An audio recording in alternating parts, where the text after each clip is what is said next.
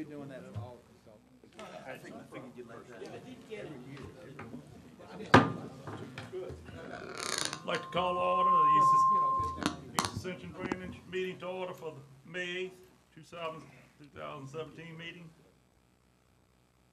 Mr. Secretary, let it be known that Mr. Kluwat, Mr. Turner are absent. Mr. McConnell, would you please lead us in the invocation part of the pledge?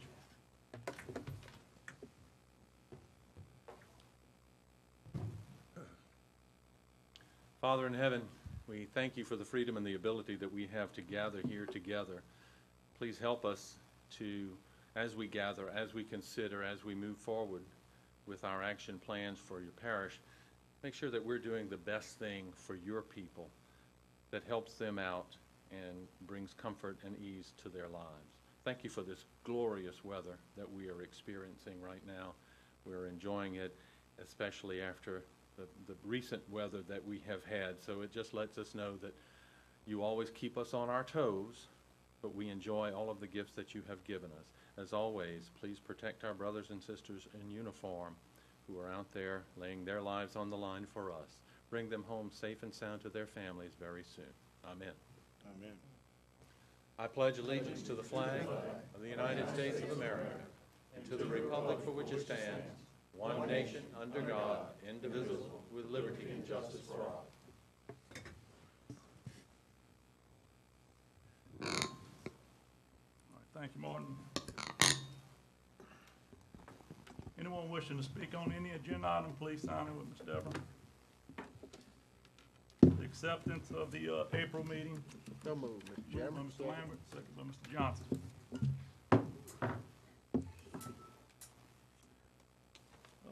Under the chairman's report, I just want to let everyone know that here we are, we're in the 9th month. Mr. Kluwat's absent tonight. He's receiving his home tonight. So, like we said, please keep everyone in that prayer, and everyone that's rebuilding, we still thinking of you, and whatever we can do to help, please let us know. Move on to number 6, drainage report, Mr. Rue. Yes, sir. Deborah.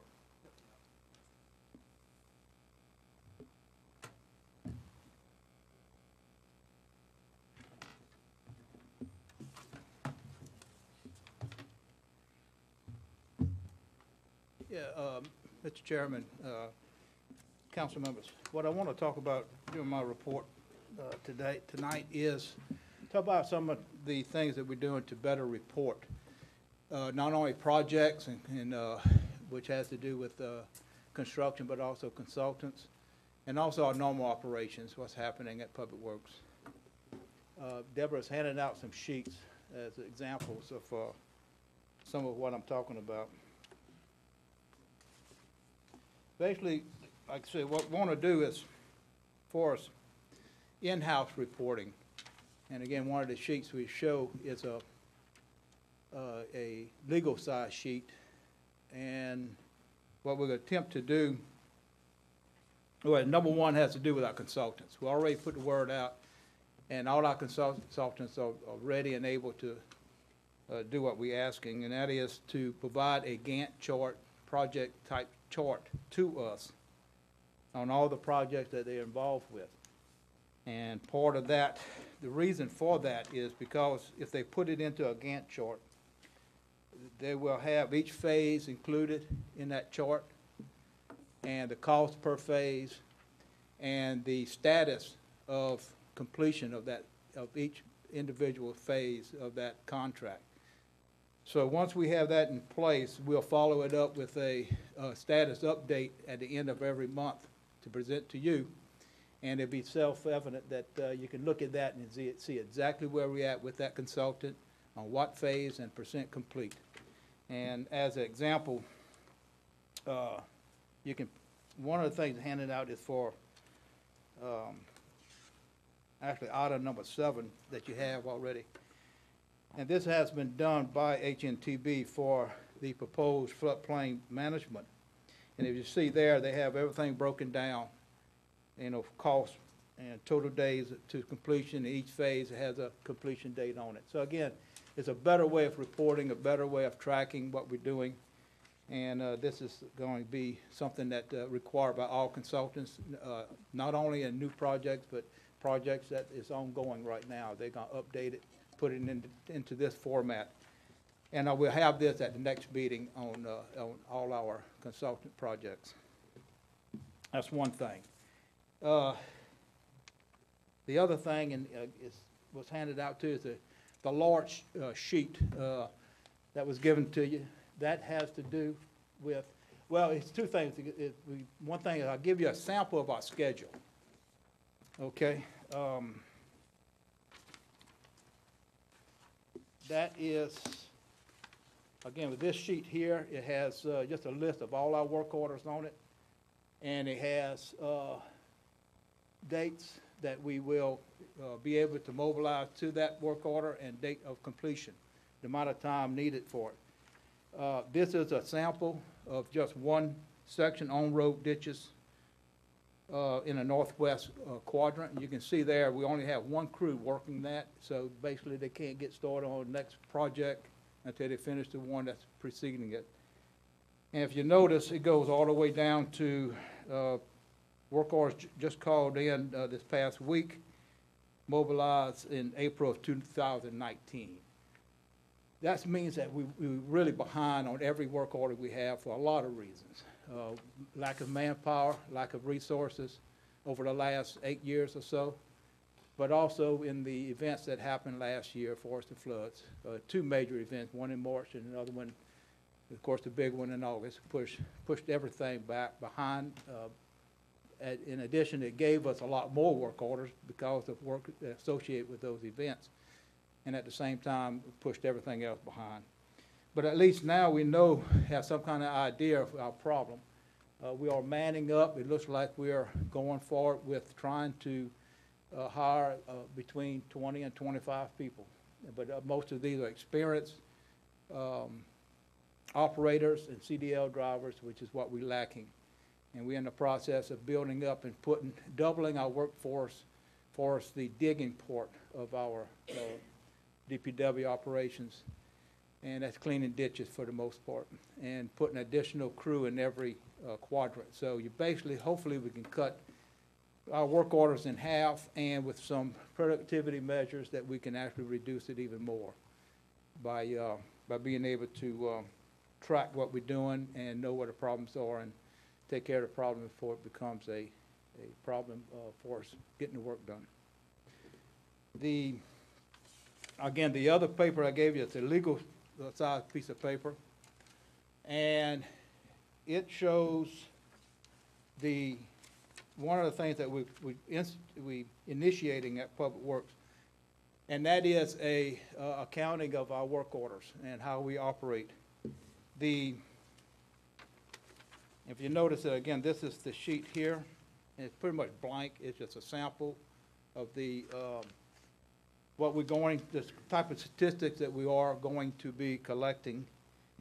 And basically it had to do with regular maintenance on road and off-road, and miles of ditches in the system, miles of ditches planned, miles of ditches cleared, which is planned and actual. Then we get percent of actual versus planned, and then the cost per mile of ditches cleared, cost per foot. Again, we're going to try to collect these statistics so we can find out where our problems are and eliminate the problems and hopefully become more productive.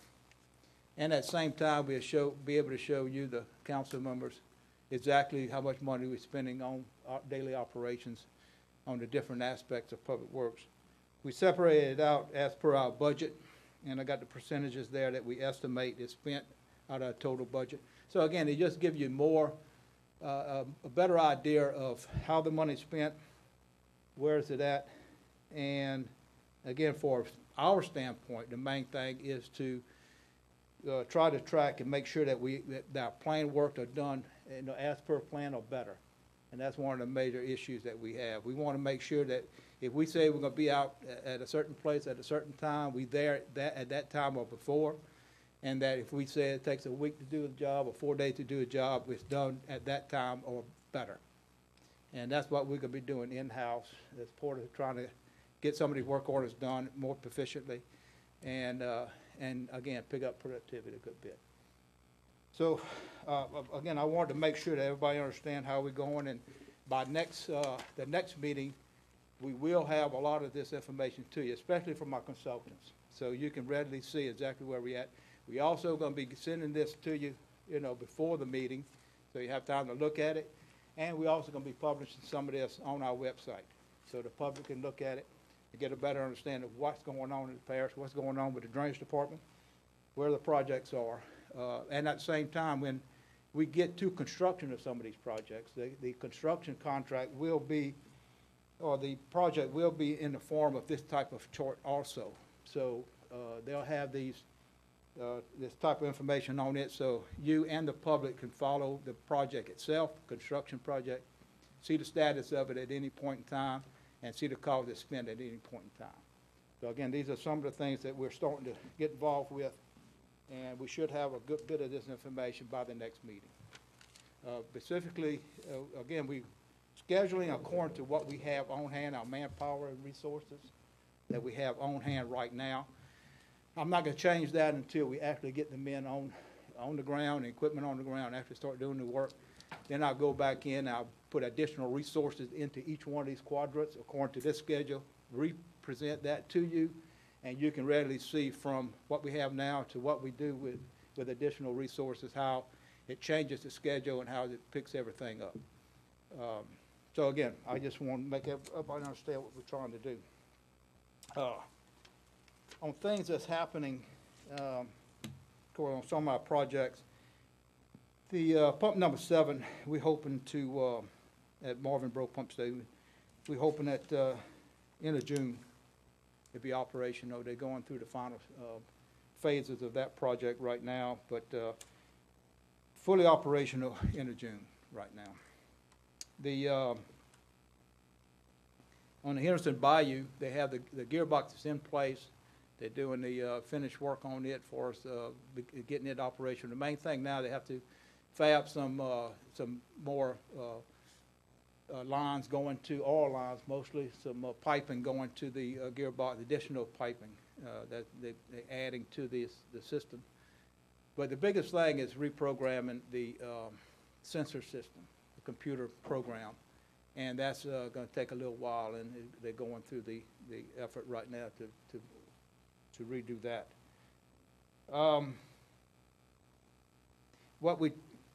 And with your permission and everything, what we want to try to do too is, I want to task, and again, it's not on the agenda and anything because I haven't got all the information yet. I want to task Kim Spray with going through all our channels and looking and documenting any kind of obstructions, any kind of problems, and then coming back and giving me a cost proposal to go in there and do a complete snagging and clearing of the debris that's clogged up in certain areas, especially at bridges and culverts and things like this, because we had noticed and we went and looked at a few sites, and after the major flood, it is quite extensive. So I'm gonna come back even before the next meeting, probably I'll send some information out to you to see if we can push that program on to task them to mobilize and to clear the channels of all debris that might be plugging the system up. Other than that, everything else is pretty much, going forward for us. We're working with GSA. Now that everybody know that Jake is gone, but Glenn and I met, and I feel confident that we won't be, backed up on any of the projects that they're handling right now. They're going forward with the Henderson, the Law Ridge Levee. They're going forward with the Bluff Swamp structure.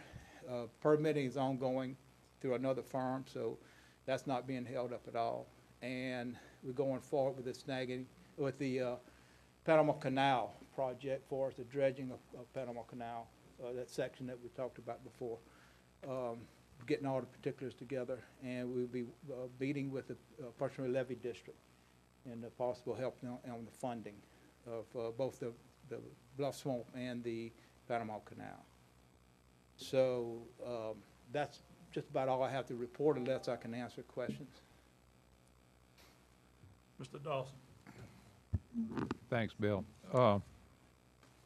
We talked about hiring a planner. Can you give me the status on that? We haven't, well, we have to put out the qualifications and the scope that's we have to actually come up and write it, and I haven't had time to write the qualifications yet that's needed before we can advertise for it. Okay, So we are moving toward that.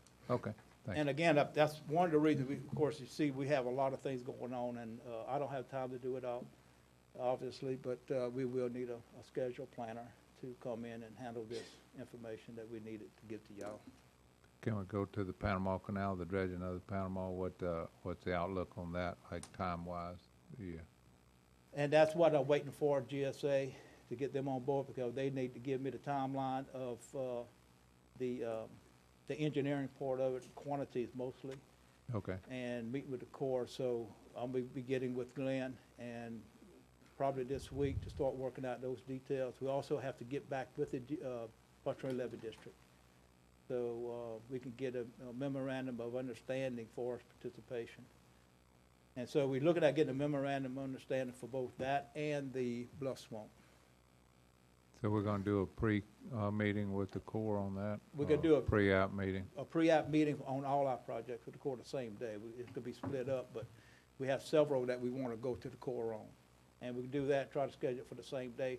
I want some little bit better information from the engineering consulting firm itself, especially on the Panama Canal. We know what we're looking for at Bluff Swamp, Frog Bayou, Fish Bayou, but I want to get some more information, details from the engineering firm on Panama, because they will be at the meeting with us. And we Okay. want to make sure we're on the same page. So, Okay, we're Thank- trying to organize that and get it this month, okay, great, at least a pre-app meeting. thanks. Mr. Sadler, No, I have no questions. Mr. Long. Yes, sir. Muddy Creek, the rip wrapping and I guess clearing of that, Mhm. what's the status of that, please? It's ongoing, of course, rain and other issues, put us behind, or we're not able to work every day on it, but it is progressing. And I've seen a lot of progress along, right off of 42 on both sides of it. That's it. It's progressing at a rate that we expected. Okay, good. And the main thing now is to, I guess, shape the channel, and then we'll be coming back, and the second phase of it is to upgrade the crossings, and then the third phase is to do the riprap and other erosion control measures that is needed to make sure that it stays like it is. So we're on the first phase now, which is just the shaping of the channel and enlarging of the channel. Thank you. Terry. Yes, thank you, Bill. 3 questions. The first, with regard to chem spray and the evaluation of the channels, would any work that was required to be done as a result of those evaluations that indicated that during this major flooding event, these channels were blocked, would that be reimbursable by FEMA? Can we document that? We are going to document it, number one. Number two is it could be something that's reimbursed by FEMA. But also, we're going to be looking at NRCS and some other federal agencies to be able to come in there and give some assistance. They've said before, they got different federal agencies around it that has the ability to help us. And we also have a meeting with FEMA sometime this week, hopefully, on some more money that they have that for participation, and we hopefully can put this into that project. The same people that we met with on Muddy Creek, they called us back and they said they got some more money, and we want to have enough information on this to go ahead and initiate that application. So, Second question, and this is only intended to briefly explore your thoughts and the administration's thoughts as you determined that it was time to hire 20 to 25 more individuals in order to accomplish what we've been telling you has to be accomplished. right. What was your thought process by which you determined that you would go to this hiring of more employees as opposed to using outside contractors perhaps, and in order to get these jobs done without adding to our long-term commitment to employees and all their benefits, et cetera, et cetera, Right. et cetera? And how has that affected your budget? How will it affect your budget? And we can talk about this offline at Right. some point. No, but I do I'll be want to glad know to what answer. what yours and the administration's thoughts were as you got to this place. Be honest with you, I've been trying to add to our personnel for a number of years, to try to keep up with the growth. And I was not able to do that for a lot of reasons. I'm But also the aware whole, of that. yeah, and the way I look at it is, and the way we analyzed it, we looked at it, and again, you can look at it, the schedule we have. You know, we're 2 years behind on just about everything, our normal operations, and that's mainly what we do. The hiring of the personnel that or the expected hiring of the personnel that we're looking at will not eliminate the work orders. In other words, even hiring these people, we're still gonna be a year, we're gonna stay 6 to 8, 9 months to a year behind, even with these people. We're not gonna eliminate and say, all of a sudden, we can do a work order tomorrow. It's gonna always be a number of months, always, just the way the nature of our problems.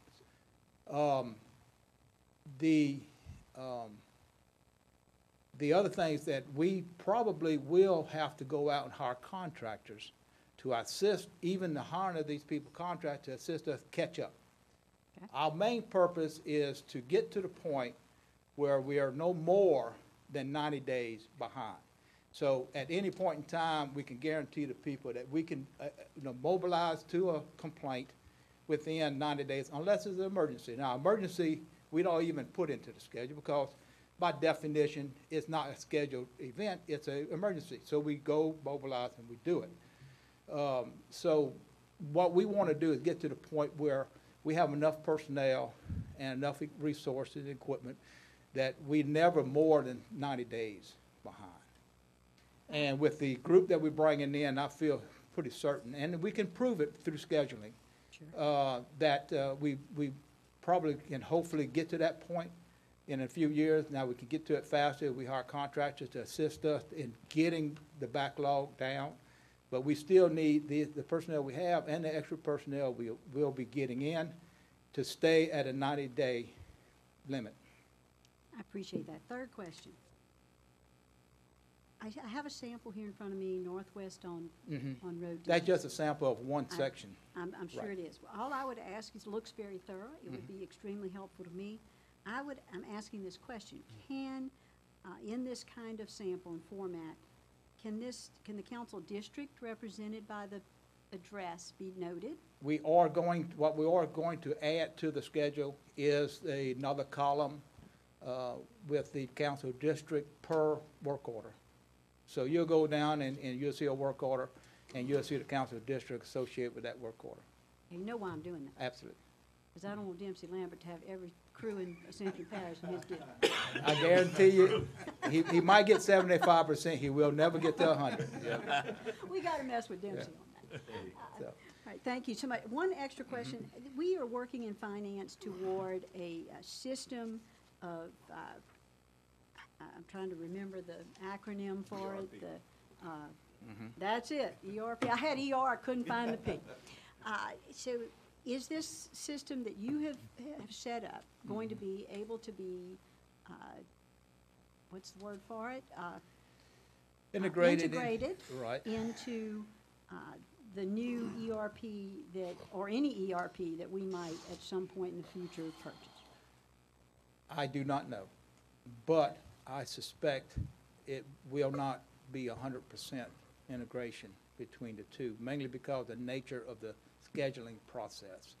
Very few modules of this type of system has this component in it, because it's such a specialized type of program. But once we get it built, to be honest with you, then there's the upkeep of it, which is pretty simple. And even if we have to maintain it through a separate source like this programming, either Primavera, which we are using now, or Project, it's not a major issue to keep it up. And in fact, right now, we're starting to use a lot, we'll be using Cartograph and this system together. Cartograph is the initial generation of the work order with notes in it.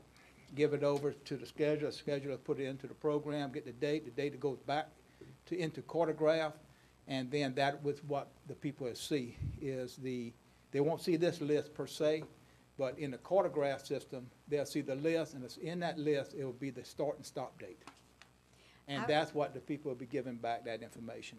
I would just encourage you, Bill, to understand that every time somebody's got to key this information in, as I have just been, helped to understand this, every time somebody has to key this information in, that is a lack of efficiency. So the more that we can integrate our systems and reduce the number of times that a member of our staff has to key in the same information over and over again, two things happen. We reduce efficiency and we reduce error. Yeah, I agree. So please be cognizant and seek to work as best you can with this ERP Yeah. to make sure that these things integrate to the very best ability of Oh. both programs. We want to make it as simplistic as possible. We don't want any redundancy in any of this. However, the type of work that we do is so specialized, and it's such a, I guess, a labor-intensive Sure. effort just to figure out what needs to be done and how long it takes to do it, figuring in wet time and the weather and everything else. So it's something that only an experienced person can come up with. You can't develop a program to be able to do something that what our people does.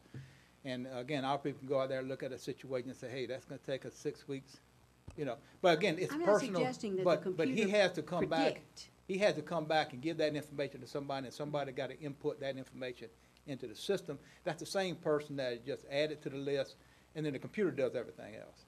Okay.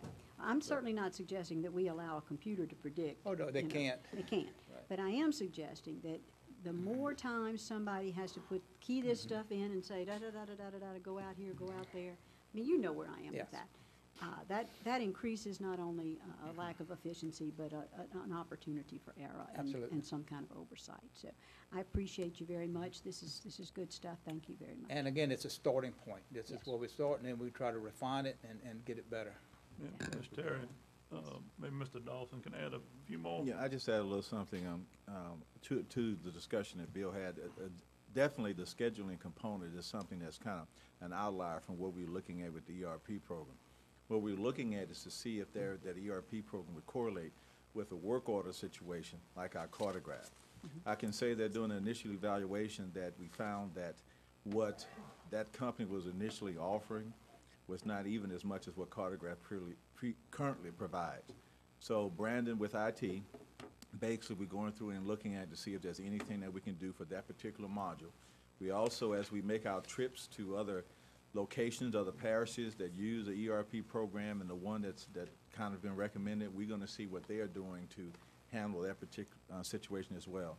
So what you're saying is definitely something that's focused on by IT, finance, and a group that's looking at it. The outlier has been that particular module, and we put in a lot of focus to make sure that we find a solution. Thank you, Ken, very much. Mr. Lamb? Yeah, thank you, Mr. Chairman. Yeah, Bill, like all of us, we're probably experiencing more work orders coming in, especially since the flood. And I want to, commend you on trying to get more employees. I wouldn't call them new employees, I'd call them replacements, because a lot of them should have been replaced years back when some retired and we didn't replace them at that point. And that's probably why like you said, we far behind on getting these guys hired on, and I appreciate that, because it's definitely needed. And not so much in the major drainage, because I think we have that under control, but all your isolated small drainage areas, we are experiencing a lot of plug culverts, smash culverts that need to be taken care of. So I appreciate the effort. And anytime y'all want to come to the council, I know we all willing to put more staff on it to get these jobs done, because we're going to do what we can to make that happen. And to answer a question, I think Councilwoman, I think I alluded to a minute ago, is how we're gonna fund it, how we're gonna pay for some of this. I was going back. And I'm hoping, and don't hold me to it yet, because we're gonna be going through budget talks and everything else. I'm looking at my budget, and I met with Dawn and finance people last week. I'm hoping that this budget, even with the additional personnel, is not affected through the savings or the reorganization and some other things that we're doing.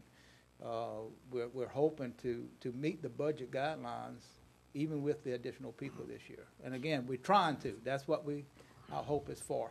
and again, to go through some more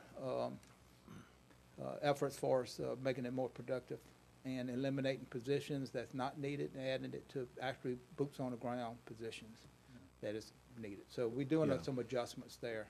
One other thing, Bill, is we going away from leasing on a lot of our equipment and stuff. Have we already have purchased most of the equipment that we need, or is that out of our way We- for as budget-wise? Because I know that was a big chunk that was gonna take. We're buying, finish up buying the equipment that was on lease this year, and got a little bit more next year. We've got a few vehicles still left Yeah. this year and next year, but. And I we're think it's gonna be a resolving that. saving in the long run, for sure.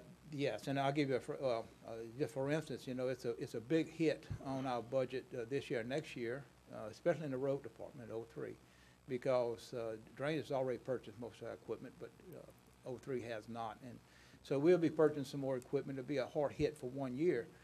But then the next preceding 3, 4, 5 years, it gets better. And hopefully we can catch up the budget in Right. those years. So it goes back and forth a little bit on those issues. Appreciate it, Bill. Thank Mr. you, John. Mr. Chairman, that's all I have. Just real quick, Bill, on the scheduling, you said Primavera is a primary scheduling. That's what I'm software. using now, but we go back and forth between Microsoft Project and Primavera. I know that schedules are available. You know, you can hire them part-time or whatever it is you need. But I'm gonna trust your judgment here. You think a full-time schedule is necessary for We're- consistency as well? We're testing the waters right now. I'm gonna get the system set up and look at, get our qualifications together for advertising of that position. My main thing is to get the system set up the way it's functional for us and that I trust it. And then when I'm talking to a scheduler, I can get, pick his brain and make sure he's able to do what we need to do. It may turn out at that point in time that a part-time is all we needed, or a retired person. That's I know it's important to be consistent. we're gonna, Without a doubt. yes, we're gonna hit all avenues on that and try to get the best Okay. fit. Thank you. That's all, Mr. Chairman. Mr. Benny. Mr. Sadler. Thank you, Mr. Chairman. I didn't have a question, but I was going to, Bill saved my questions actually for what I believe is a hotter topic coming up, and that's floodplain management. But it's not atypical. Councilwoman Casso has said some things that have spurred me to think differently. You testified that we're behind on all our work orders, that the reason for that, we lack manpower, we lack the resources, and you even said the last 8 years. And so you're looking to hire 20 to 25 more workers, essentially doubling our, I heard you say, our digging workforce in the ditches. Yet, not too long ago, I can remember when we were talking about innovative means of funding other needs in the parish. Better recreation now comes to mind. We were actually talking about the Drainage Department having a 30, or depending on what you believe or read, $40 million surplus. So this just doesn't really jive or make sense to me. I mean, if we're, this thing that you turned out here today, and it's a wonderful thing, Northwest off-road ditches, for the people out in the audience that aren't seeing this, I count 68 work orders, and you said that's just one quadrant, and surely there's many, many more, as I don't know the number of that. But it has 68 work orders behind, and actually I count by just recognition of the streets because, and I reiterate what Terry said, please put the districts in it, but I recognize at least a dozen or more in my district. But you said that that quadrant has one crew to handle all of this. And then I further look at, you have something in there that needs explanation that I didn't pick up earlier. Remaining, it says duration, and it says 409D. I assume that means days. Does that mean that it's going to take 409 days to pare this list of the 68, including the 12 or so in my district, down to nothing? And then the other comment I would have, Bill, I know I've asked already several questions all contained in this. You said, quote, you want to get to a point to be no more than 90 days behind. Frankly, I would question if that's acceptable. We shouldn't be 90 days behind ever. If we, like Mr. Cagnolati said, and I'm going to say it maybe stronger, if we need to be hiring people, double, triple, whatever, we need to be doing it and fixing this. Okay, to answer your question, Councilman, number one is that you have to think of the DPW, and I'm speaking as a whole, DPW, as two major entities there, or responsibilities. Number one is your daily operations. The second thing is your capital budget or your capital improvements, which is your big projects. The Marvinboro Pump Station, the additional number 7, the Bluff Swamp, all of these are capital improvement projects. The fund balance, and this is something that Mr. Dawson and I talked about, but the main thing is that the fund balance is earmarked for capital projects over the next 5 years, with the intention of having a surplus of that fund balance after 5 years for future projects after that, to be determined by the council members at the time. So we try not to pull out of the fund balance to do normal operations. We try to live within our means, which is the taxes coming in, we spend on operations. So, right now we're getting in the neighborhood of, in drains by itself, in the 16, 17, $18 million a year. So the drainage department operations, we try to budget less, at least that, no more than that, hopefully less than what we bring in. So we live on a year-to-year basis. What we receive, we spend for operations. Any excess goes into the fund balance, and the fund balance is used for capital improvement projects. And that's how we operate. So, are you being shy to ask this council for more money that's beyond dedicated funds, say out of the general fund, or, just to get these work orders down and stuff? Because, from where I see it, and I'm sure my colleagues feel the same pain, the people we serve, they call, and they expect quicker service in terms of cleaning out ditches and removing popcorn trees out of the same and so forth than what they're currently getting. And they will scream up and down, as you well know, that we are tax-paying citizens and what's going on, Doc, and so forth. And, I don't know, man, it's just, I don't have answers for them anymore. And I do agree also with one of the other councilmen, maybe it was Todd, said that, we did get further behind because of the storm. That's understandable. But, and we need to be fixing this yesterday. And again, to answer your question, that number one, you can't, that was a very unusual and catastrophic event, the August flood. However, we go through lesser events throughout the year, every year. It's a normal operation. We just had a major rain event. Every time we get a major rain event. Yeah, we have multiple 10 years, 25, 50-year events pushes every year. everything behind. Right, I understand that. Now that we're one organization, DPW, which is on-road, off-road, ditches are ditches to us. When we can't get off-road, we mobilize as much as possible on-road, so we're able to catch up a little bit on-road, and vice versa. But the main issue is that, again, with the budget now, we try to live with the budget, and we don't want to go out there and try to make a recommendation to pull more money in for whatever source until we find out if we can do the work and we can solve the problem with the money that we have on hand, that's dedicated for that type of work. And I think we can. So that's why we're moving toward that. Another thing I asked was the 409 days. Yeah, and that schedule is, that's right. So again. So for example, number one on there is the next one, squeaky wheel to get the grease, and it's or not necessarily in that order, it's just a number of days you have to complete those work orders. The priority, and again, there's a normal work order, and for the most part, they all the same type of work, digging ditches that needs maintenance, and for the most part, a lot of it has to do with sewer ditches. And it's first come, first served? This list is based on call-in. And in fact, a lot of these at the top, which I don't have it here, but a lot of them actually were work orders called in a year or so ago. And they're at the top of the list now because they say first in, first out. So we're going back several months. This is not something that called in last week. This called in, been in our system for a year or two sometimes. And we're going back and putting them in order so it's fair to everybody. And we're doing them in order. Now, the other thing is the reason we pushed a lot of this back is because our whole, mode of operations has changed.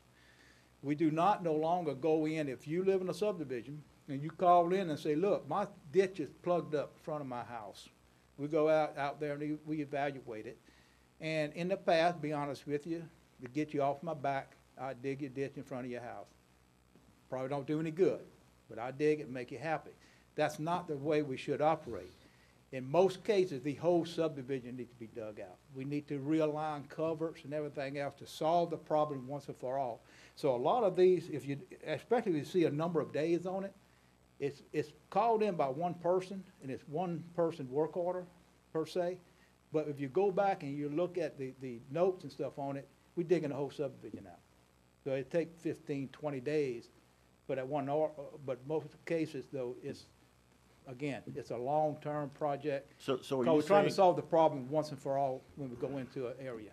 so are you saying when you get a call in and the person has a private issue at their street, their address, but your inspectors note, let's say that the ditches are not lined up that entire length of that street, you put a separate work order in? No, we put into that work order number, that activated the situation or the notice for us to go and inspect. And on that work order, we just put everything in that we, you know, based on the conditions to solve that problem, we need to dig all the ditches So we out. don't have crews out right now in Ascension Parish that are just looking at all ditches and deciding, sort of like we did with cartograph on roads, you know, and give them a number. This one's in the most horrible state of disrepair, this one's in a little bit less, so that this one gets, you know, attention first. We don't really know where all the bad ditches are right now until a work order's called in of an individual, or? It's too many out there. And again, if you go back to the other sheet that I kind of give you the summary on, is that large sheet. Give you, for instance, miles of ditches in the system, miles, 800. Okay? Now, we're gonna be going through there, of those 800, how much we expect to do in 1 year and so on. Regular ditch maintenance on road, 1,000 miles. Again, you're not talking about any, you know, a few feet here, we're talking about miles and miles of roads. When you talk about roads, you're looking at the reason so much because you're looking at a ditch on each side most of the time. So again. Okay, I don't have those values, but you're gonna put them in there eventually? No, it's right here, Must be missing that. right here. If you go across the line, you'll see the estimated miles of ditches in the system, estimate 800. Miles of system on road, miles of ditches in the system, 1,000. Open drainage maintenance, that's your major channels, 750 miles. You know, look, this is, we big time in the Central Parish. We get into the maintenance of our systems. It's big time, and that's why we're so far behind. All of them. Estimated quantity is miles? Yes. Okay, it's not in my, I see it now. It's, yeah, in that first column. Yeah, Miles of ditches. the dimensions weren't there. It just says estimated quantity. So 750 is miles, 800 is miles, 1,000 is miles, 2,550 is miles, et cetera. Yeah, again, this is, you know, it's beyond the conception of most people, how much work we got to do. And when you talk about, you know, prioritizing it, you go around and you look at these work orders, they all the same. They, you know, for the most part, there's two reasons for that. Number one is flat. In 1,000 feet, we might have 2 or 3 inches of drop in 1,000 feet. It's not going anywhere. So you do it best you can, and you end up over time doing channeling or doing ponding. Then once you start doing that, the whole system's messed up, okay? And that's all over the parish. In addition to all of this, you're putting sewer in the ditches with the modads and stuff like that, which builds up muck, which builds up growth of everything you can imagine, and you can't dig slush. You can't dig it. You scoop it, and you hopefully you can get it away and keep it from splashing all over the road until you get it somewhere where you can dump it. It's hard work, and it's difficult work, and it takes time to do it. And that to this day, that no one has come up with a piece of machinery or anything else to be able to do it any faster than what we're doing it right now. It's just pure effort. And that's the reason we're so far behind. And that's even with doubling our manpower, we'll never eliminate, get it to next day delivery type system. You know, we're hoping to get it to a 90-day or 3-month type, you know, level. If we get to that, I'll be happy. I'll be, you know, we'll have met our challenge, to be honest with you. But that's the reason we're so far behind. It's a lot of problems. Thank you, Mr. Chairman. Ms. Terry, you have one more? Just a brief question, because I was looking at the list and I saw a lot of streets that I knew. I'm assuming, because you're talking about going to a neighborhood, y'all can just gather Autumn Hills on here a couple of times. Can y'all just hit a button and get all the Autumn Hills? Or all of any neighborhood Well, that has? what we do is when we go into, again, we list this as work orders and everything, because that's the only way we have it right now. We don't have the system of collecting information and saying, if this, no, an algorithm to say, if this is in the same subdivision as another work order, put them together. We just don't have that ability to do it. What we do, though, is that when we mobilize to, say, a subdivision, and it's one road on it, and we put together a program to do that, we go through the list and we eliminate all the other ones that's associated with that one work order, and we delete them, and it goes on to one work order. So that's a process that we do. We don't do it for the scheduling, but we do it, when we get to that work order, we eliminate the rest of them. Okay, I was really hoping for y'all that there was like an Excel spreadsheet where you can sort and pull out all of the one name to some street. Again, you have to build an algorithm to do it. It can be done, but the simpler method right now, the first one we get to is in your subdivision. We go and we get the work order to do it, and that, before we even mobilize to do it, it's planned, and before we get a dotted on doing it, we go through the list and see if there's any other work orders in that subdivision on another street. We eliminate them, and so we just have one work order. And that work order becomes a project work order. Very good, thank you. Appreciate your bill on that. We'll move on to number 7, floodplain management for Ascension Parish. Yes, sir. This, again, is the schedule for that project. And also in the packet is the task order. And it goes through and explains the task itself for the floodplain management. It's pretty extensive. And it goes all the way into trying to identify the parameters of such a program. What we hope to do is to take the first bayou, or the first drainage basin, for the most part, drainage basin. And then we go through this program of coming up with a floodplain management of that drainage basin with issues of, for your ordinances and your plan development ordinances, everything put together for that one basin. We come back to the council. Of course, we've got a lot of meetings during this, process.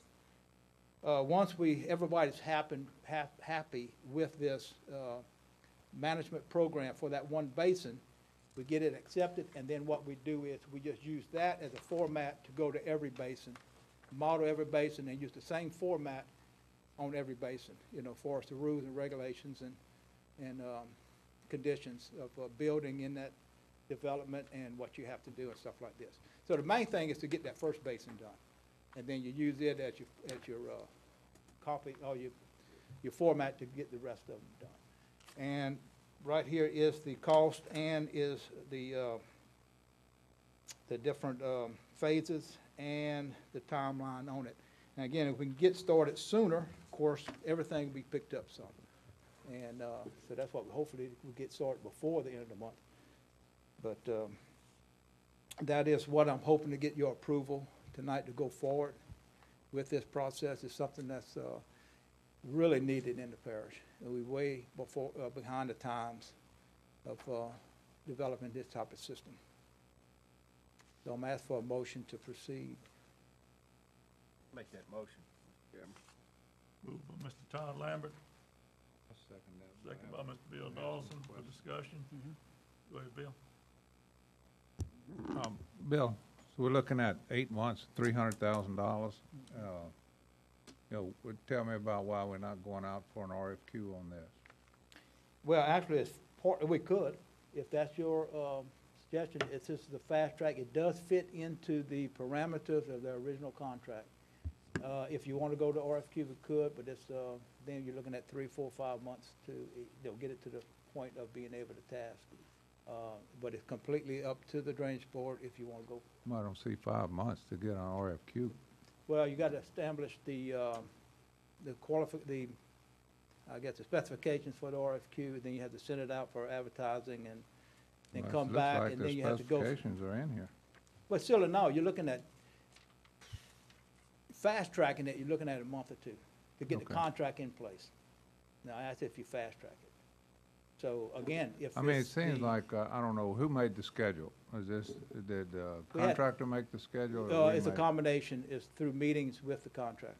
'Cause it seems like an awful long time to me, saying, 8 months is, I understand that, there is some data collection involved in that, but, to the floodplain management, I mean, there are guidelines, NFIP, FEMA both have guidelines on that, and The state does too. Yeah. We're in a floodplain management system. so, I mean, listen, I'm all for this, and, I do believe that we could, if we do this properly, we can see a reduction in not only flooding, but in the insurance rates in the parish. Oh, absolutely. So, I think it's something we need to be very careful for. Myself, I'm in favor of getting some other qualifications or proposals. I have no problem, it's just, again, the wish of the drainage board is. Mr. Sadler, you can. Yeah, further discussion, I guess, in case, Bill, you're gonna make a substitute motion here or something, or perhaps I will myself. I'm again confused, Bill, quite frankly. I thought we were already working on this. I recall distinctly you many, many months ago saying that, and I guess it was right after, the quote, great flood of 2016 in Ascension Parish, that you were going to identify floodplains, and at that point in which you did, you were gonna make a recommendation, more than likely, that there would be, you would recommend to this council no more fill in those areas. So now we're gonna formalize what was promised months and months ago. Can you maybe explain that to me? Well, again, when I made that statement, hopefully I did not give the impression that I personally was going to do the whole program, because I'm not capable of doing that. It's a very intensive program, because it has to do with ordinances. It has to do with the implementation of. Yeah, I mean, I guess I floodplain assumed- ordinances and everything else. I guess I incorrectly assumed you would, because clearly this two-page document here with the timeline, again, folks at home can't see it, but it has 38 steps in it, and it is quite detailed and labor intensive. But since you've put the real issue on your last comment on the floor tonight, the one I would zero in on is the ordinance, number 32, on the second page toward the end. It says that on November 10th, we would start that process, and by November 27th, 17 days later, it would finish. And again, for the audience's sake, that refers to the FMO, which in the two-page text that you have here, that you're asking a motion for on, stands for Floodplain Management Ordinance. So, and that's something I'm very interested in, because I've been blogging and talking in my strategic planning committee and elsewhere a lot about the state law that we currently have. I refer to it all the time affectionately as the thou shalt not flood thy neighbor law, that talks about servient and dominant property, servient being the floodplains and dominant being a higher, and water flowing from high to low. When we build these low areas up, you remove that water sink, so to speak, and so now you've got flow problems. And even though that's forbidden by state law, I do have empathy. It took me a long time to put my arms around this, the same way with traffic. The Planning and Zoning Commission is reluctant to turn things down unless we have maybe some local, not state, or even federal, whatever ordinances that they can put their teeth in. So my question is this. I received notification from the secretary this afternoon that my invitation for you to be at strategic planning, where we're going to talk about that, and we're also going to talk about the potential. I had another councilman ask me to put on the agenda the whole idea of maybe another moratorium like we came out with once, until we got traffic impact fees taken care of and made that moratorium on traffic moot. But a 6-month moratorium envisioned on development until the floodplain management ordinance, item number 32 in this study you're asking for, can be had. And in fact, if you go through the math, today being, what is today, the 8th of June, you're looking at July, August, September, October, November. That's 6 months there. By the time you got to December, you like 7 months. I think Bill referred to this whole plan when it's over with by 8, but we had step 32. Certainly would fit within that time frame. So since you're not going to be there, next Thursday, this Thursday coming, would you please, sir, go on record to say that you support a moratorium for that while you're doing this study that you're asking for the $300,000 or not? My pay grade doesn't allow me to make that type of prediction or comment, to be honest with you. My personal belief is I have to, again, keep it personal. I've worked for administration, and if the administration wishes to give a comment to that, you know, that's the way it needs to come. I can't personally say it should or should not. The only thing I can say is that we have to go to a floodplain management system. So you would at least, though, say that we need to alter existing land development codes to reflect the floodplain management ordinance, Yes. okay? I mean, Would that's- you go I've as always far, said since that. you're not gonna be there Thursday, would you go as far now to say that we'd also need to tweak existing language as it relates to drainage impact studies? I can't comment on that because I don't, it's not part of my job to review a lot of that. I have an engineer that goes through it, and I work with the consulting engineer, CSRS, on it. And the only thing I do is do the last final review of it to make Okay, sure I'm I've asked for an with it. in-house engineer or an it's not gonna sound good, an outhouse, Yeah. outside of our house engineer, an outsider to come to our meeting. I heard that Mr. Fournier is coming, and I heard today you're not, so never heard anything about the engineers, but could you get an engineer or ask administration to get The an only thing, engineer? Mr. Forney, if he can get Someone has to have the CSRS. expertise to tell us if the land Right. development code drainage impact studies is sound as it is or needs tweaking. And I feel can be best answered by the consulting engineer if Mr. Giroux with CSRS? yeah, he's more at the level where he can make those kind of. Can we get him to the meeting since you're not gonna be there? Again, I can ask the administration, I can ask President Matassa if he wants to. Well, I made that request, but I didn't see any response Yeah. that an engineer's coming. I don't we don't work together. I just do final review of some of the information that he puts out for developments. Please ask, sir, thank you. Okay. Mr. Aaron. Yeah, I have a couple questions on this. First of all, I agree with a lot of what Councilman Satterley had to say. He's dead on, same with Councilman Dawson. As far as the timeline goes, I mean, I think it's a pretty good timeline. This does seem to be very labor-intensive. Once again, I thought we'd been working on this for a while. So We've been working on getting this resolved, the scope and exactly, we've been going back and forth, the consultant and I, on trying to come up with this. I'll be honest with you too, I had to go back and do some studying up on floodplain management through the state program and some other states. So again, I had to become more knowledgeable about it to even sit down with the consultant and make sure that we're on the right track. So again, it was just a time-consuming effort. if we go forward on the task order, one of the things I'd like to see is maybe a better definition of who the stakeholders would be. When we did our transportation RFQ, RFP, I get too confused. Yeah, there was some confusion there. And I think we need to ensure that the stakeholders, if that's the way we're doing it, or who's going to be on that and who's going to be involved, maybe spell that out in the contract. Sure. The other part of it is, I believe that the overall understanding of floodplain management is that we're trying to prevent people from flooding. Yet, and that includes, even on an average rainfall, flow from one property to another.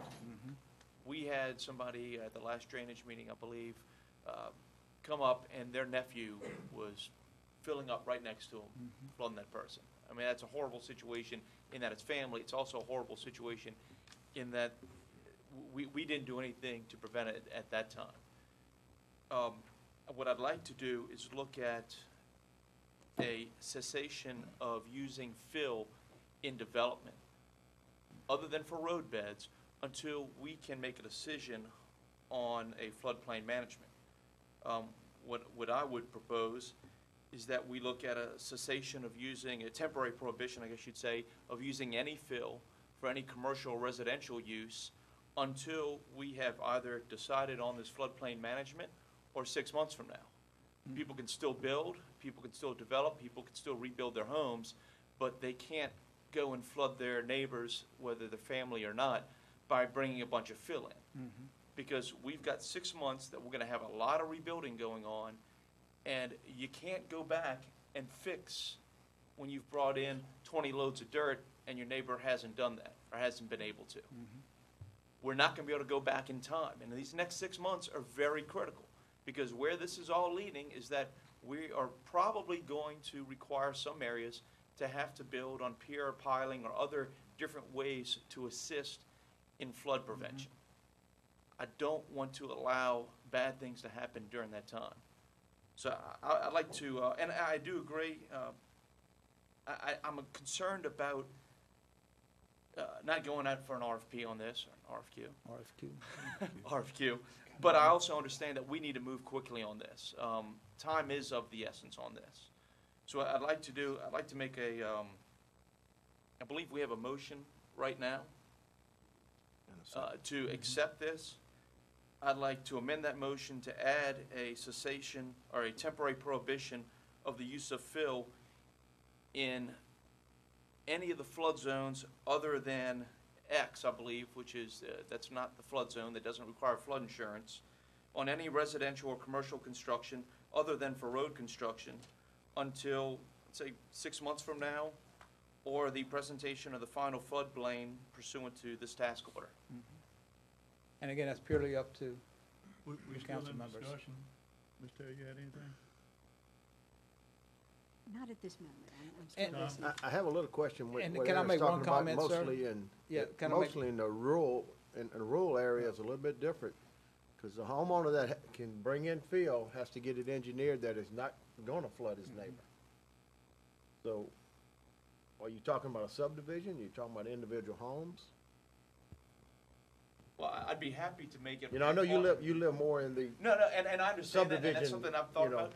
I'd be happy to say if you live on more than a half an acre, or you live on more than an acre, which but would we be have that on the books already, where they have to engineer it. Something like that is on the books. I got a brother-in-law that just went through this. His house flooded, tore it down, but he lives on acreage. He has a lot of acreage. He got with a civil engineer, had to come out and engineer that slab. And To that where would be it will fine. not flood nobody surrounding him. That's on the books already. We have that already.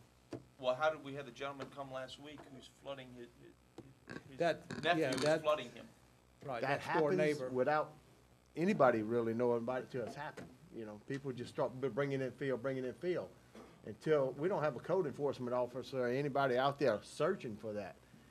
And I know it's unfortunately, and it's, you catch it after the fact, and it's a tough situation. But far as what you're asking for, some of that is on the books already. Well, too many laws we don't enforce, but right now, it's not. We are having a situation where we're eventually going to have to build on pier and piling, even in floodplains, because it's not a safe thing to do. If we want to limit this to subdivisions, I'd be more than happy to do that, because I don't want to. That's what I'm looking at, because you fill a whole floodplain with a subdivision, that water's gotta shift somewhere. You know, I don't think you Exactly. can zero impact that neighborhood. I'm really, I'd be I've more. seen it happen in several areas. I'd be more than happy to do that. I believe that people do need to be able to rebuild, especially in the rural areas. Just hold your amendment. Mr. Johnny or Benny, anything? I'm kind of hesitant, Bill, on a statement you made a while ago that I don't know that you could, I'm sure most of it you probably could as far as the information you gather, as far as manage all of your floodplains, but I'm sure there's something within each floodplain that's different, that you're gonna have to look at all of them and not just part of the parish. Is that what you were alluding to? No, what I'm saying is we're gonna get the, methodology together on one basin, on the parameters. You know, you're gonna what is the floodplain? If you decided to do a floodplain management on a 10-year storm, 15-year storm, 20-year storm, whatever, 25-year storm, what are some of the conditions you're gonna allow once you do a 10-year, let's go with a 25-year storm. They do a model of the 25-year storm. You see the inundation from 25-year storm. Is that gonna be the floodplain management area that we can put certain conditions in? And if it is, what kind of condition we're gonna put in? Those are the things that can be crossed over to every basin. Now, what's gonna change is the floodplain in that basin. Be honest with you, the further south you get, the larger the floodplain gonna be. The further north you get, the smaller the floodplain, might be just within a few feet of the channels, the main channels and stuff like this. Certain areas gonna have a natural depression that holds water, stores water. So again, when you develop it for one basin, much of the information, much of the work has been accomplished, then we just move those parameters over to the other ones. So there are gonna be differences, but it mainly had to do with the floodplain of a certain event, that you decide what event you wanna, have a floodplain management system on. That is gonna cross over to everyone. And it's just a matter of modeling that different basin and see what the inundation is under that event. So, I would also like to make sure that when they study this, that when we have cross, inundation from one plane to another, at what levels does that take place, and when do we need to go through and manage those type of issues? I know in my area, there's a certain spot through there where the Muddy Creek gets over into the Black Bayou, basins. and that's what the model is gonna show. And we will, again, it depends on the type event. If that event only occurs under a 50-year event and we're providing floodplain management up to a 25-year or something like this, or you may want to go with a 100-year floodplain management with, different floodplain of different events will kick in additional or different types of regulations. It's all kind of ways you can work this, and that's why it's pretty involved, and it takes a lot of work to iron everything out, Okay, thank you. But that could be differences, should be. Okay, we still have a motion and a second. Oh, Mr. Dahl, discussion. Well, we have a motion with no second. I thought So, you seconded it Mr. for- Mr. Lawler has a substitute motion with no second. I seconded the motion for, For the the contract, for the contract, proposal in front of us. okay? And that was to accept the contract or for an No. RFQ? That was to accept it, but I was gonna make a substitute motion for an RFQ, but right now we have a motion by Mr. Lawler to substitute the moratorium on the fill. With no second, I avoid it. I would like to see, if possible, if we can keep the discussion going on this floodplain management. I know the 300,000 here is a little iffy with everyone, but, whatever y'all wanna do with it. Can I make one comment on this? Another reason, and again, it's purely up to y'all how you want to go with it. And I'll restate what I said before. Number one, it's all of this work is within the parameters of the original contract. It had to do with the low mower, because they have to do a lot of this work anyway for the low mowers. We're going for a low mower in the Panama area, and they will be going for a complete low mower and everything on the protected side of our levee. We had to do with the floodplains, had to do with all of this kind of work. And so it really would be somewhat of redundancy to go out for a complete RFQ when they're doing a lot of the work already, and it'd save us time. But that was my only reasoning for it. But again, it's up to you if you want to go for RFP.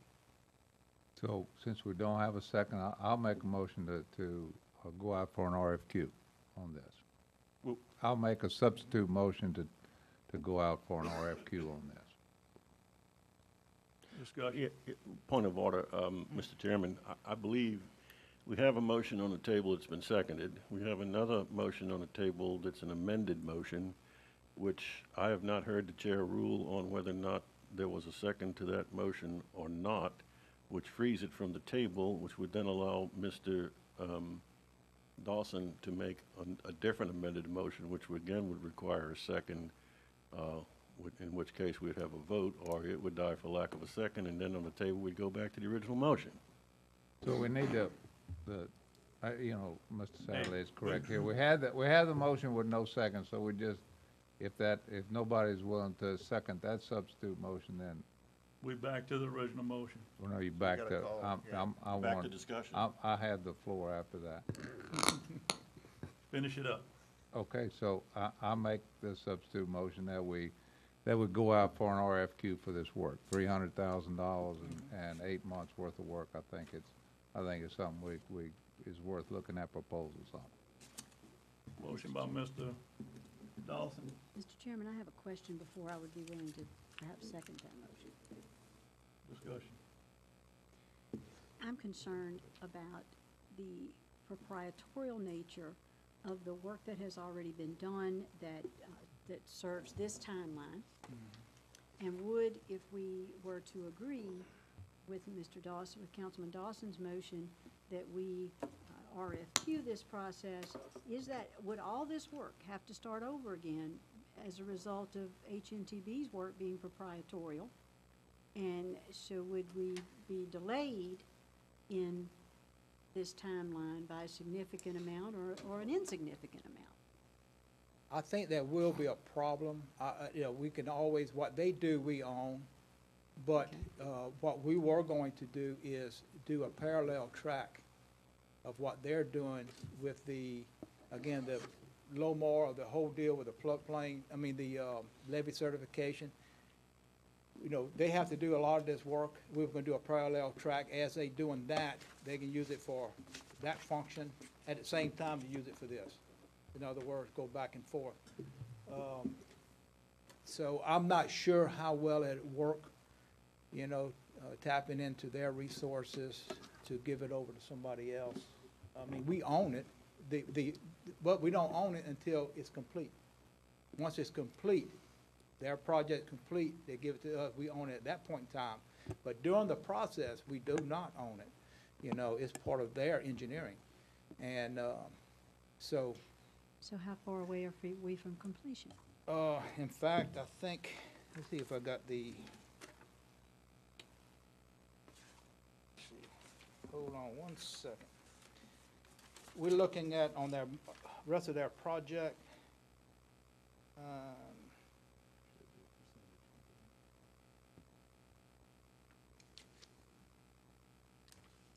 looking at getting most of it done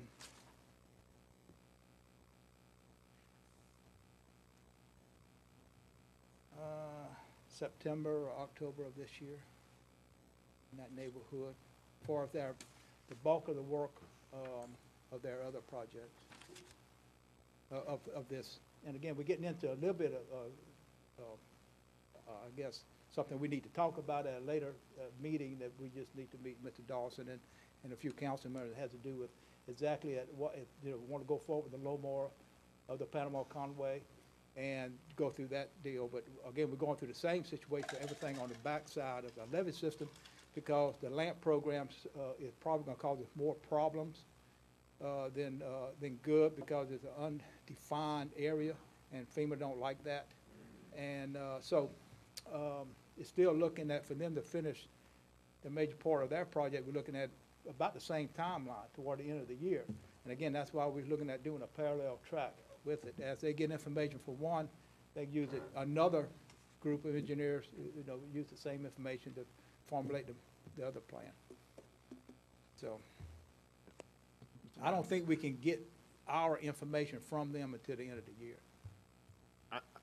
And I understand where Bill's coming from, but, you know, if we apply for RFQs out there, the new guys that hadn't seen any of this, we've run into a few other projects that we've done the same way before, and they bidded on them and come back with an underbid at price, but once they got it, it was a lot of delay in moving forward to get it done in time. And something I just don't want to, you know, it could, you know, if you rush a RFQ and rush the individuals that's going to bid on this scope right here, do they have enough time to bid on that scope in a time that we're allowing them to bid on it? Because we had a couple that did that before, and we've ran into issues with that. Just a question. Dawson? But just a couple of responses. I mean, one, it's RFQ, so there's not gonna be a price. It's just gonna be their qualifications. So, you know, if it comes out that HNTB is the best qualified, then, you know, we select them.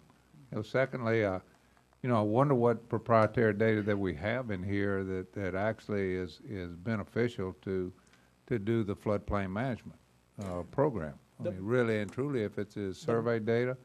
The model is the biggest thing.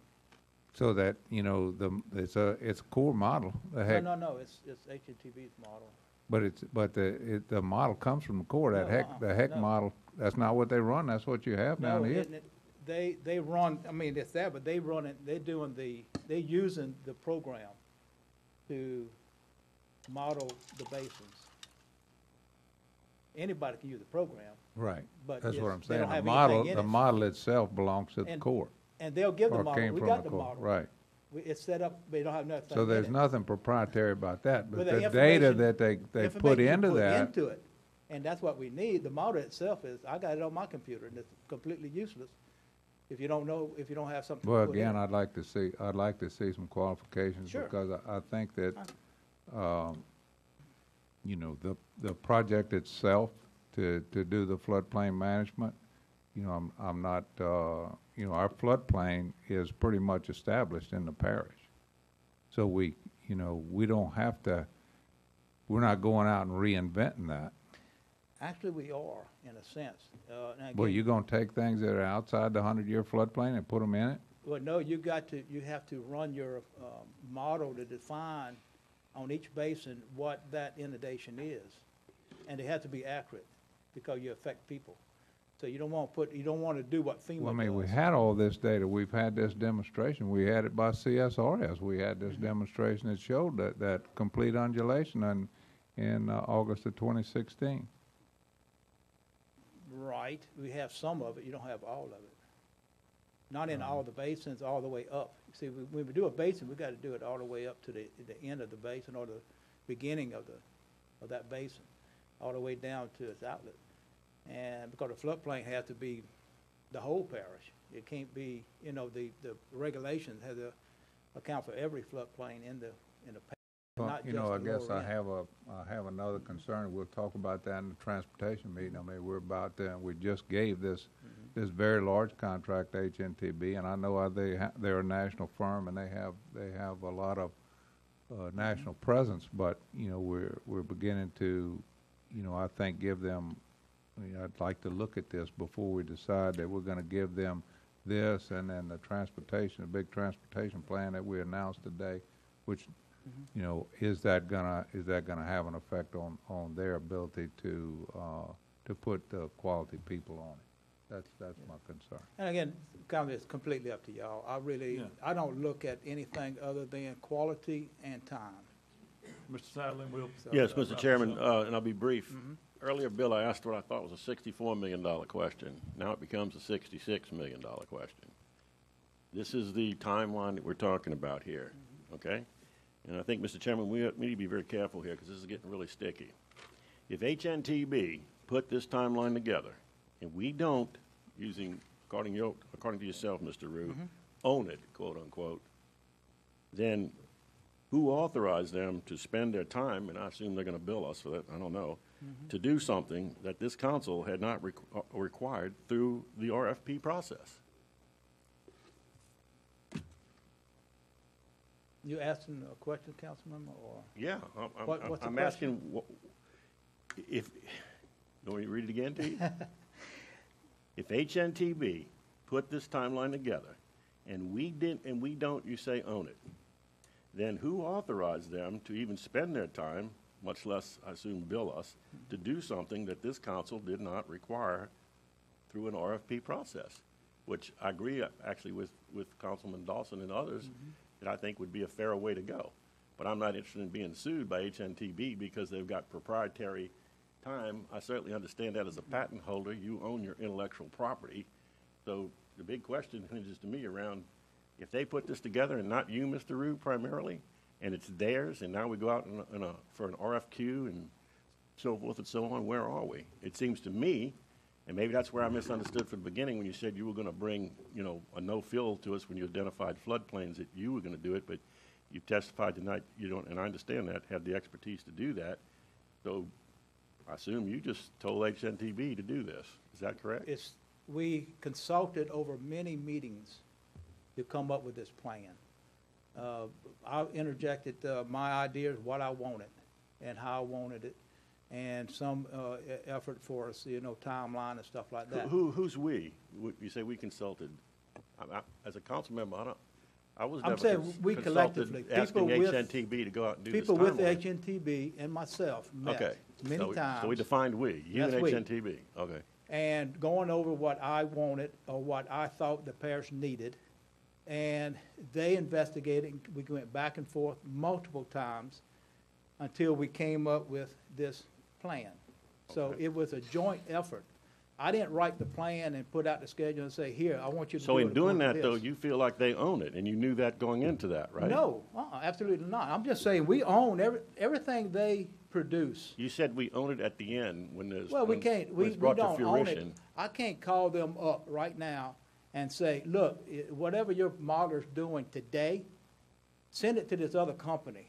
But you've given it to us here today, so to me, No, by that's just a schedule. I understand, but this document now becomes, to my mind, a public document. Anybody could request it through a public records request. And look at it, it's public. Right, nothing so to that hide. would kill proprietary nature of anything. Not what's I produced. trust you. I Okay. have over 24 patents, and I wouldn't show them to anybody until the patent office told me, we're gonna grant you the patent, Dr. Sadley. But it's here in front of us. That's just a schedule. I thought it's the whole work product. I mean, No, it's not the product, when they deliver the final, well, I understand, but Book you were asking for is the product. $300,000 to make this happen. absolutely. So if we were to go with the first motion, it's on the table and seconded tonight, okay? Then that's what would happen. Not necessarily. You're not gonna pay them that up front. You're paying as they progress. Well, So yeah, as they yeah, progress- we're arguing other issues, No, but I mean, I'm confused too. okay, thank you. Okay. Mr. Dawson, back with your motion. Okay, so I have a substitute motion on to go out for an RFQ for this. Do you want to continue floodplain management on to the next meeting, or you want a table, or what do you want to do with it? Gotta clarify, he's got a motion hanging out to you. You need to get a second on that. Evidently, it's not happening, there's none yet. So I think we go back to the So original we go motion. back to the original motion, you can just declare that lost because of no second. Mr. Chairman, pardon me for interrupting, could you clarify what Mr. Dawson's motion is? I'm confused. He's wanting to go out for RFQ on floodplain management. Right. Do you want? There's no second. I'll second that motion. Second by Mr. Satterley. Any discussion? We're back to the original motion. No. No, we vote. Oh, I'm sorry, Ms. Deborah,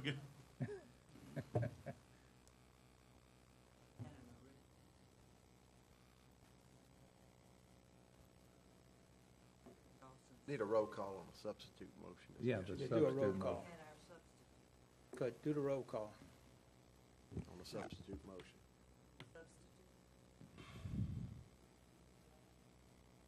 yes. Yes. Yes.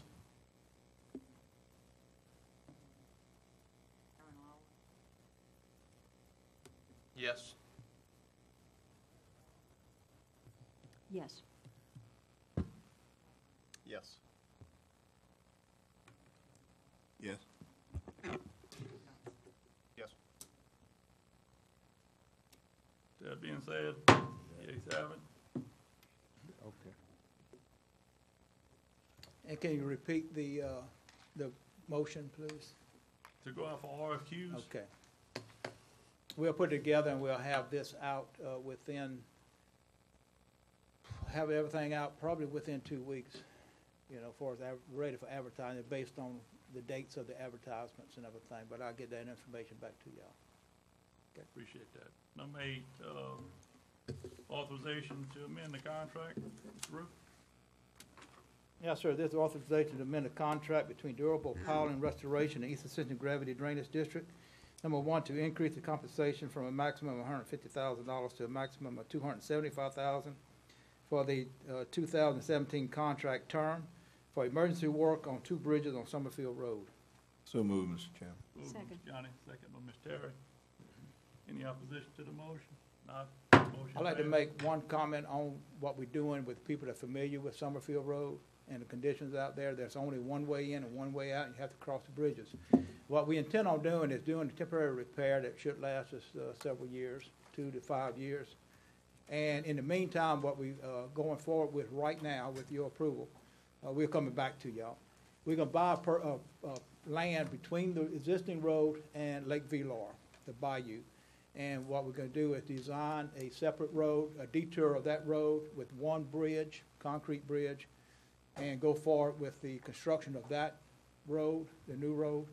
And then once it's built, we'll eliminate the old road and those 2 bridges, and we should have a reliable road and bridge system back to that subdivision. Bill, is that road gonna be asphalt, hard surface, or just for now, the one we building, the new road? Well, no, it's gonna be, It's gonna be- a full-blown, no, that will I be didn't the know if that was road. an emergency route. Oh, no, You know. we just repairing the road in place. Okay. We're not gonna stop traffic at all. Yeah. But in the meantime, you know, we have to do something with the bridges. We can't pull the bridges up because there's no entrance or exit from the subdivision. So we're gonna go ahead and reroute the road, put a new road in for permanent use. And then once it's in place, we're gonna totally eliminate the old road and the old 2 bridges. Sounds good. So I just wanna let you know where we're going from this. Thank you, Bill. Okay. Number 9.